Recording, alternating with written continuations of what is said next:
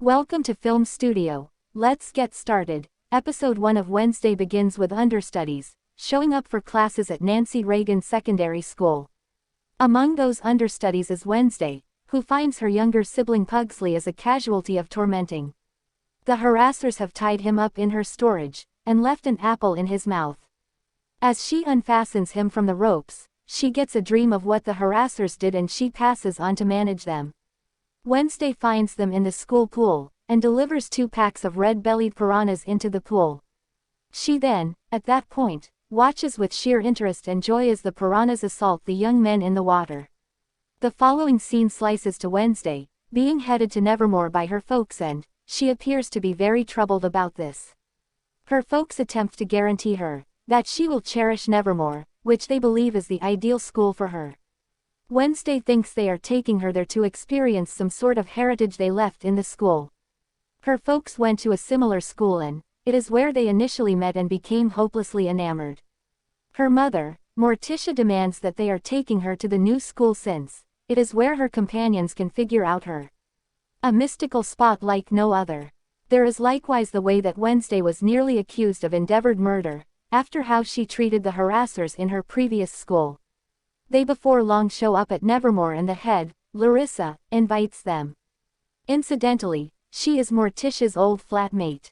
She is dazzled enough with Wednesday's ideal grades and the family's long history with the school to make an assumption, and acknowledge her in the term.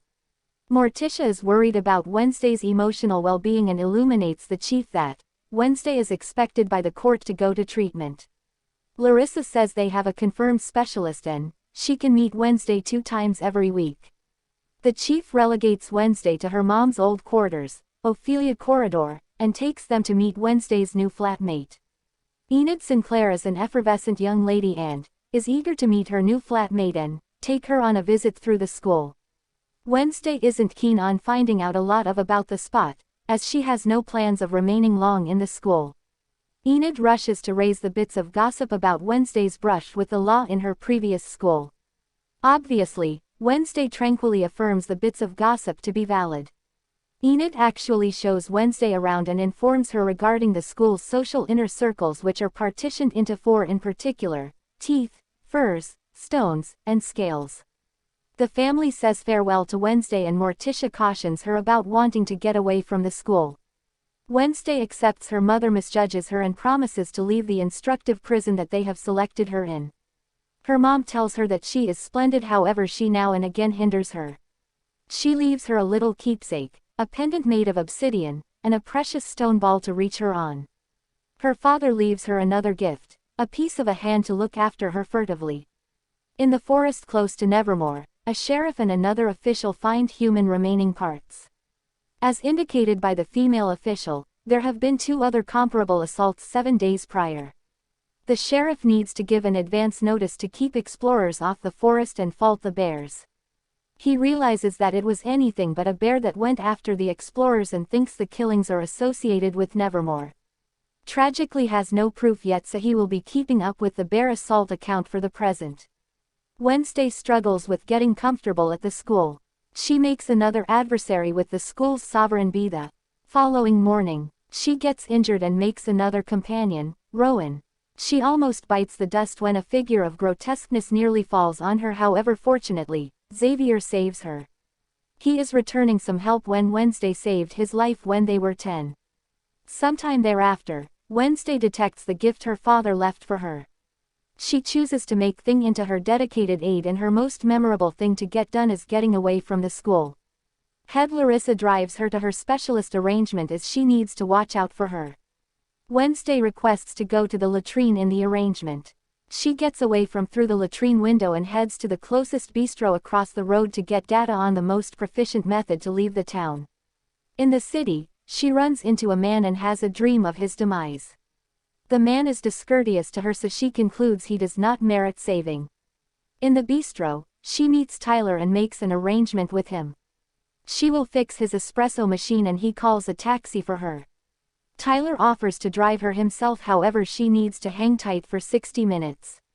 She attempts to pay off him with cash, yet he says he can't be purchased. She chooses to hang tight for him. As she pauses, 3 young men visit the bistro and begin badgering her. She retaliates and floors them with her battling abilities. Not long after the battle, the sheriff drops in at the bistro and is stunned to see that she fended off 3 young men. He asks Tyler, his child, assuming that he helped her, however he says no. The principal soon arrives and hurriedly picks Wednesday up. The sheriff is not thrilled to hear that she is the daughter of Gomez Addams and tells her that her dad is a murderer. The principal advises Wednesday to stop making enemies and start making friends as they drive back to school. At school, Enid and Wednesday get a piece close and she asks Enid for some help to utilize her PC. She sends Thing to Tyler with a message to call her. She selects Tyler to help her departure during the collect celebration. It isn't not difficult to lose head Larissa, who is watching out for her. Tyler appears at the celebration as expected and gives her the police report on her dad. As she and Tyler attempt to leave, they are moved toward by the 3 young men she beat in the bistro. They are hoping to dole out retributions in a rematch. Tyler thinks losing them in the crowd is ideal. They begin running from them, yet she runs into Rowan and has one more vision of him being at serious risk. She attempts to save him, yet he is attempting to kill her as a result of an image and a prescience his mother had a long time back. An animal shows up from no place and saves her by killing Rowan. Toward the day's end, her folks call and she hesitantly concedes she adores being in the school. Thanks for watching this video. Please subscribe to this channel.